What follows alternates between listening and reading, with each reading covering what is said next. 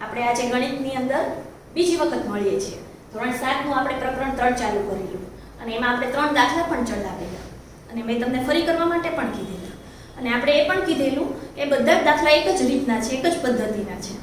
છતાં આપણે આજે બીજા વિડીયોમાં મળીએ છીએ તો આગળ દાખલા નંબર 4 થી ચાલુ કરીએ છીએ. દાખલા નંબર 4 ની રકમ મેં અહીંયા લખી તૈયાર રાખી છે. જુઓ તમે કે એક ક્રિકેટરે 8 દાવમાં નીચે મુજબ રન બનાવ્યા: 58, 76, 40, 35, 46, 45, 0 અને 100. તો તેનો સરાસરી રન કેટલા, સ્કોર કેટલો, રન શોધો. બધા સરાસરીના દાખલા છે. અહીંયા સરાસરી શોધવાનું સૂત્ર પણ મેં મૂક્યું છે કે સરાસરી સ્કોર બરાબર રનનો કુલ સરવાળો છેદમાં દાવની સંખ્યા. હવે જે સૂત્ર છે એના આધારે આપણે લખીએ તો સરાસરી સ્કોર બરાબર રનનો કુલ સરવાળો, જે રન આપ્યા છે એનો સરવાળો કરીએ તો 58 + 76 + 40 + 35 + 46 + 45 + 0 અને + 100 છેદમાં દાવની સંખ્યા આપણને રકમમાં 8 આપી દીધી છે. ન આપી હોય તો આપણે ગણી લેવાની છે કે કેટલી સંખ્યાઓ છે. તો 1 2 3 4 5 6 7 અને 8 તો છેદમાં કુલ સંખ્યા 8. હવે આપણે આનો સરવાળો કરીએ. તમને આડો સરવાળો ન ફાવે તો તમે ઊભો સરવાળો પણ કરી શકો છો.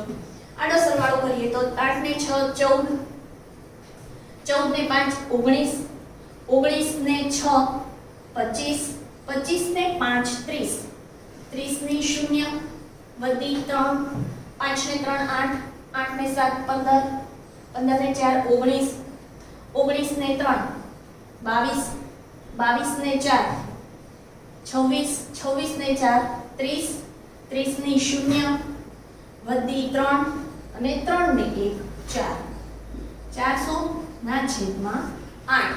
હવે 400 નો 8 સાથે આપણે સાદો ભાગાકાર કરવાનો છે.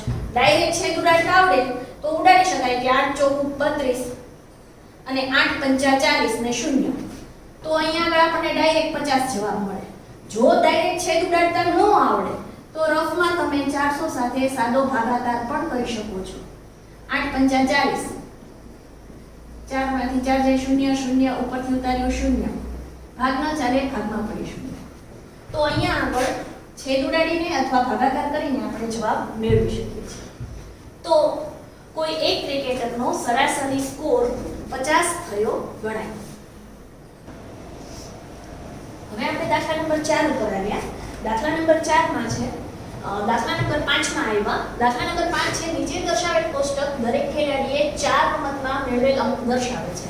અહીંયા તમારી સામે કોષ્ટક છે. જો ચોપડી લઈને બેઠા હોય તો આ દાખલાની રકમ મારે બોર્ડ ઉપર લખવાની જરૂર ન પડે, પણ જેની પાસે ચોપડી નથી એના માટે ધ્યાનમાં રાખીને રકમ લખી છે. તમારે કોષ્ટક જોતા જવાનું છે, નીચે પ્રશ્ન છે અને એના જવાબ મેળવતા જવાના છે. ખેલાડી એ છે એ એક રમતમાં 14, બીજી રમતમાં 16, ત્રીજી રમતમાં 10 અને ચોથી રમતમાં 10 રન કરે છે. હવે અંક મેળવે છે. એવી રીતે બી અને સી ના જે કાંઈ છે એ વિગત કોષ્ટકમાં આપી છે. હવે આપણે સીધા એના સવાલ ઉપર આવીએ તો નીચે પ્રશ્નો આપ્યા છે એના જવાબ આપવાના છે. પહેલો છે કે દરેક રમતમાં એ વડે મેળવેલ અંકની સરાસરી શોધો. તો અહીંયા આગળ સૂત્ર લખીને મેં તૈયાર રાખ્યું છે કે ખેલાડી એ ના અંકોની સરાસરી બરાબર મેળવેલ કુલ અંક છેદમાં કુલ રકમ. દરેકની અંદર એક જ સરખું છે તો મેળવેલ કુલ અંક એ ના જોઈએ તો પહેલી રમતમાં 14, બીજી રમતમાં 16, ત્રીજી રમતમાં 10 અને ચોથી રમતમાં પણ 10 અને 4 રમતો એટલે છેદમાં 4 ને સરવાળો 6 ને 4 10 નો 0 વધી 1, 1 ને 1 2 3 4 5, 50 નો 4 સાથે ભાગાકાર. પોઈન્ટમાં જવાબ આવી શકે છે. ન આવડે તો આવી રીતે રફમાં ભાગાકાર કરી શકાય. 4 એકા 4, 5 માંથી 4 જાય 1 ઉપરથી ઉતાર્યું 0, 4 દુ 8, 0 માંથી 8 જાય 10 માંથી 8 જાય 2, શેષ ન વધે એટલા માટે આપણે પોઈન્ટ મૂકીને 0 ઉતારીએ. હજુ એક 0 ઉતારીએ. હવે ભાગ ચાલે છે 4 × 5 = 20. દશાંશ ચિહ્ન વાળો ભાગાકાર છે એટલા માટે આનો જવાબ આવશે 12.5. તો તેની એવરેજ સરાસરી 12.5 છે. પછી સવાલ બીજો છે કે દરેક રમતમાં સી વડે કરાયેલા રનનો સરાસરી અંક જાણવા માટે તમે કુલ સંખ્યાને 3 વડે ભાગશો કે 4 વડે? શા માટે? આપણે સરાસરી તો શોધવાની જ છે એની, પણ એ પહેલા એ જોવાનું છે કે 3 વડે ભાગવાના જ કે 4 વડે. તો આપણે સી છે એનું જોઈએ તો સી એ શું કર્યું છે કે એક રમતમાં 8, બીજા રમતમાં 11, ત્રીજી રમત તો એ રમ્યો જ નથી તો એને આપણે ગણતરીમાં લેતા જ નથી, અને ચોથી રમત સીધી રમ્યો છે એટલે એ કુલ રમત 3 રમ્યો છે. એટલે આપણે અહીંયા આગળ એમ લખી શકીએ કે સી ખેલાડી છે એ 3 રમત રમ્યો છે. તો અહીંયા આગળ આપણે એમ લખી શકીએ કે ખેલાડી સી એ 3 રમત રમી હોવાથી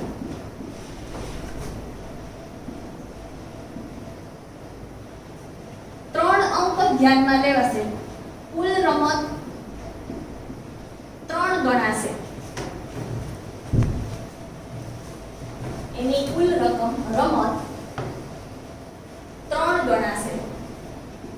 તો હવે આપણે એની સરાસરી શોધવી સહેલી છે. આની જેમ જ તે સરાસરી શોધવાનું સૂત્ર મૂકીએ તો ખેલાડી સી એ તો ખેલાડી સી ના અંકોની સરાસરી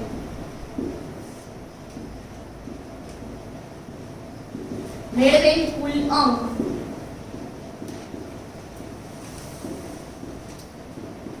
છેદમાં કુલ રમત. તો મેળવેલ કુલ અંક આપણી પાસે કોષ્ટક તૈયાર છે. સી એ મેળવેલ છે 8, 11 અને 13. 8, 11 અને 13 એટલે 3 રમત એટલે છેદમાં 3. તો અહીંયા આગળ સરવાળો 8 ને 1 9, 9 ને 3 12, 12 નો બગડો બધી 1, 1 ને 1 2 ને 1 3. 32 ના છેદમાં 3. 32 નો 3 સાથે આપણે જેમ હમણાં રફમાં ભાગાકાર કર્યો તો એમ દશાંશ ચિહ્ન વાળો ભાગાકાર કરીએ તો 32 નો 3 સાથે ભાગાકાર કરીએ 3 * 3 0 ઉપરથી ઉતાર્યા 2 ભાગ ન ચાલે, ભાગમાં પડી 0 અને હવે દશાંશ ચિહ્ન મૂકીને અહીંથી 0 ઉતારીએ એટલે 20 અને ભાગ ચાલે છે 3 6 18. હવે દર વખતે 2 વધતા રહેશે એટલે 20 ચાલ્યા જ આવશે. હજી એક વખત ભાગ ચલાવીએ 3 6 18. હજી એક વખત ભાગ ચલાવીએ 3 6 18. એટલે ત્રીજો અંક જ્યારે 5 થી મોટો હોય, ત્રીજો અંક 5 થી મોટો હોય ત્યારે આગળમાં 1 ઉમેરી દઈએ એટલે અહીંયા આગળ થઈ જશે 67. તો અહીંયા આગળ એનો આપણે જવાબ મૂકી શકીએ છીએ 10.67 એની સરાસરી થાય. પછી ત્રીજો સવાલ જોઈએ આપણે.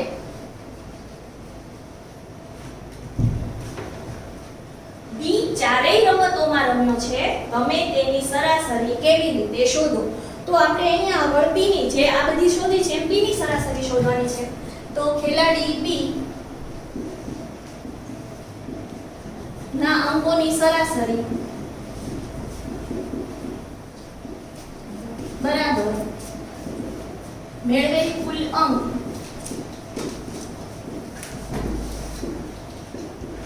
છેદમાં કુલ રમત. ખેલાડી બી ના કોષ્ટકમાંથી રન લેતા જઈએ. બી ના 0 8 6 અને 4. 0 8 6 અને 4. ચારે 4 રમ્યો છે છેદમાં 4. સરવાળો 6 4 10 ને 8 18 ના છેદમાં 4. 18 નો 4 સાથે ભાગાકાર કરીએ દશાંશ ચિહ્ન વાળો જ ભાગાકાર થશે. 18 ભાગ્યા 4 ચોકે ચોકે 16. 2 શેષ વધે છે. દશાંશ ચિહ્ન મૂકીને 0 ઉતારીએ અને ભાગ ચાલે છે 4 × 5 = 20. એટલે અહીંયા આગળ જવાબ આવશે 4.5. તો ખેલાડી બી ના સરાસરી અંક છે 4.5. પછી સવાલ ચોથો, કોનો દેખાવ સૌથી સારો છે? તો હવે આપણે ત્રણેય ખેલાડીની સરાસરી જોઈ લીધી છે. આપણે જોઈ લઈએ ફરી વખત. તો ખેલાડી એ છે 12.5 છે એની સરાસરી. ખેલાડી બી અહીંયા છે, આ ખેલાડી બી એની 4.5 સરાસરી છે. અને ખેલાડી સી એની 10.67.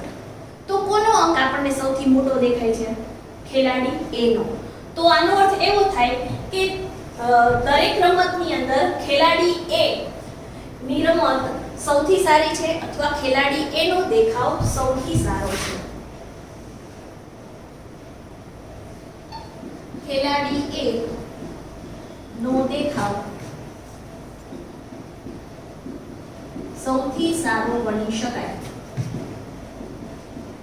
બાળકો, તમારે આ દાખલા બધા નોટમાં લખવાના છે, આગળ જાતે કરવાના પણ છે. હું તો કરાવીશ જ, પણ જાતે તમારે પણ પ્રયત્ન કરવાના છે. તો આ આપણો 5મો દાખલો છે, અહીંયા પૂરો થાય છે. બધાય સમજીને નોટમાં સારા અક્ષરે લખશે. પછી આપણે આગળ કરીએ છીએ દાખલા નંબર 6. આપણે છઠ્ઠા દાખલામાં આવી ગયા છીએ. રકમ મેં લખી રાખી છે કે વિજ્ઞાનની એક કસોટીમાં વિદ્યાર્થીઓના એક સમૂહે 100 માંથી પ્રાપ્ત કરેલા ગુણ 85, 76, 90, 85, 39, 48, 56, 95, 81 અને 75 છે. એના આધારે 3 સવાલ છે કે વિદ્યાર્થીઓએ મેળવેલ સૌથી વધુ અને સૌથી ઓછા ગુણ. બીજો સવાલ મેળવેલ ગુણનો વિસ્તાર. અને ત્રીજો સવાલ સમૂહ દ્વારા મેળવાયેલ ગુણની સરાસરી શોધો. આ 3 સવાલના જવાબ આપણે શોધવાના છે. સૌથી પહેલું કે વિદ્યાર્થીઓએ મેળવેલ સૌથી વધુ અને સૌથી ઓછા ગુણ આપણને ચડતા ક્રમમાં ગોઠવવાથી મળે. તો આપણે પહેલા સંખ્યાને ચડતા ક્રમમાં ગોઠવીએ. તો ચડતા ક્રમમાં ગોઠવતા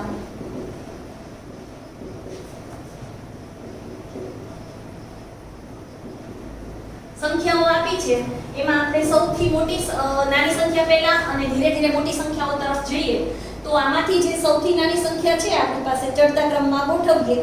તો જે સંખ્યા આપણે લખતા છીએ એની અંડરલાઈન કરીએ. 39 છે એ સૌથી નાના છે, 39. પછી એનેથી મોટા 48. પછી એનેથી મોટી સંખ્યા 56. પછી એનાથી મોટી સંખ્યા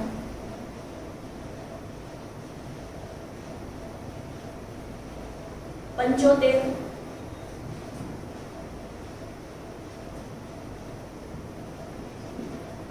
થી મોટા 76.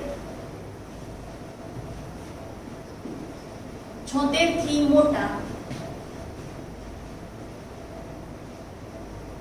81. 81 થી મોટા 85 જે બે વાર છે.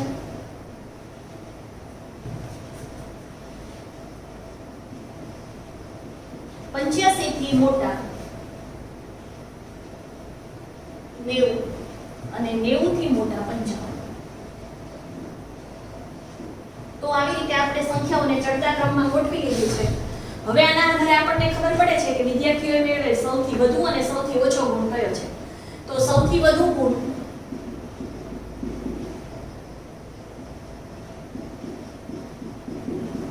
95 છે અને સૌથી ઓછો ગુણ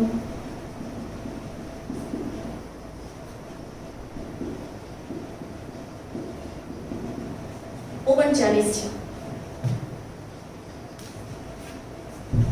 પહેલો સવાલ છે ફરી વખત કે વિદ્યાર્થીઓએ મેળવેલ સૌથી વધુ અને સૌથી ઓછા ગુણ જે આપણને મળી ગયો છે. હવે બીજો સવાલ જોઈએ. મેળવેલ ગુણનો વિસ્તાર. આપણે અગાઉ વિસ્તારના દાખલા ગણી ગયા છીએ. તો મેળવેલ ગુણનો વિસ્તાર એટલે સૌથી વધુ ગુણ અને સૌથી ઓછા ગુણની બાદબાકી. સૂત્ર છે આપણી પાસે કે મેળવેલ ગુણનો વિસ્તાર બરાબર સૌથી વધુ ગુણ માઈનસ સૌથી ઓછા ગુણ.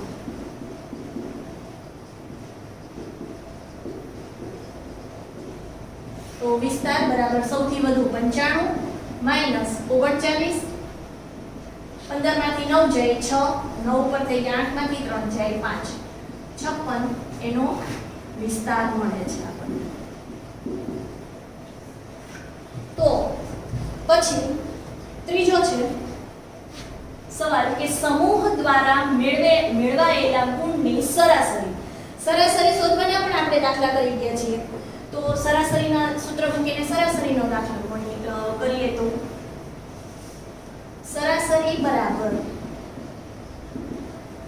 મેળવેલ ગુણનો સરવાળો અને વિદ્યાર્થીઓની સંખ્યા.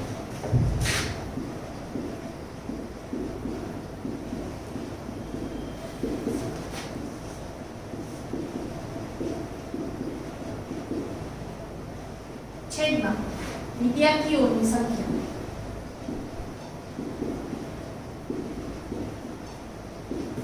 તો મેળવેલ ગુણનો સરવાળો, મેળવેલ ગુણ અહીંયા આગળ આપણને આપેલા છે, આપણે લખેલા છે અહીંયા આગળ 85 વત્તા 76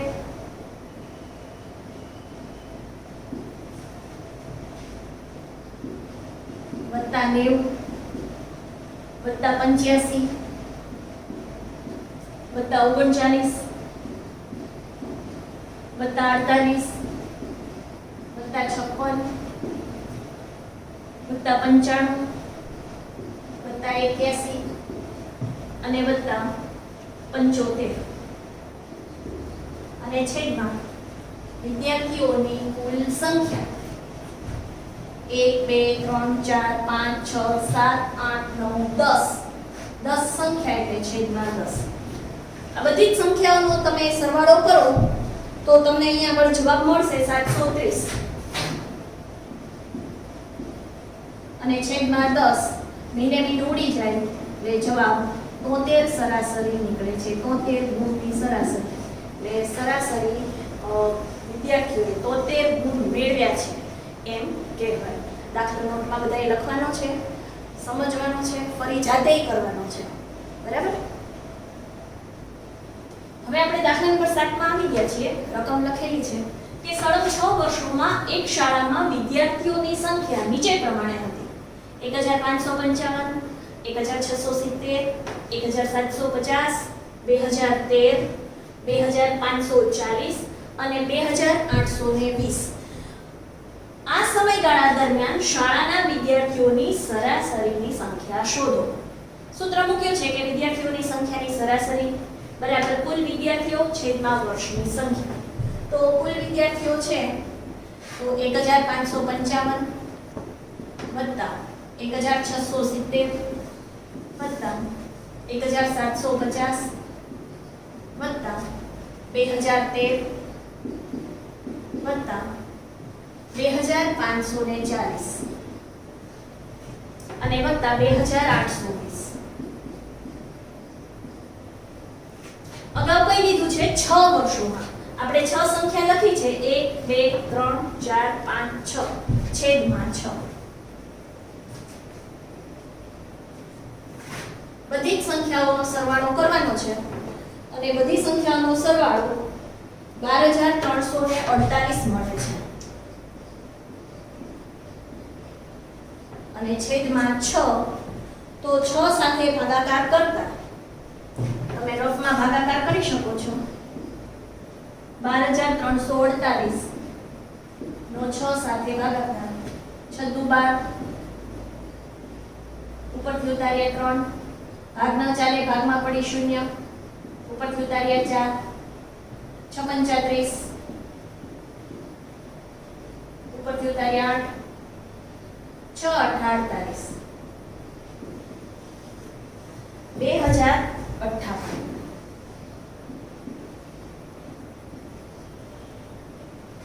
વિદ્યાર્થીઓની સંખ્યાની સરાસરી 2058 મળે છે. 6 વર્ષની અંદર વિદ્યાર્થીઓ 2058 સરેરાશ હશે એમ આપણે કહી શકીએ છીએ. તો બાળકો, આજે આપણે 7 દાખલા સુધી રાખીએ છીએ. 7 દાખલા આજે જે કરાવ્યા છે એટલા દાખલા રફમાં તમારે 2 વાર કરવાના પ્રેક્ટિસ માટે. અને આગળના દાખલા બધા આ જ રીતના છે. આગળ કરવા પ્રયત્ન કરવાના છે. હવે આગળ છે એ બધા દાખલા બોર્ડ ઉપર નહીં થાય, એટલે હવે અમુક દાખલા હું હોમવર્કમાં પણ આપીશ, એટલે તમે જાતે તૈયારી કરવા માંડો તો વધારે સારું છે. એટલે આ તો તમને સમજાઈ ગયું હશે, બહુ સહેલું છે, બધામાં એક જ સરખા સૂત્રો છે અને બધા એક જ સરખા દાખલા છે. બરાબર, ફરી આગળ મળીશું.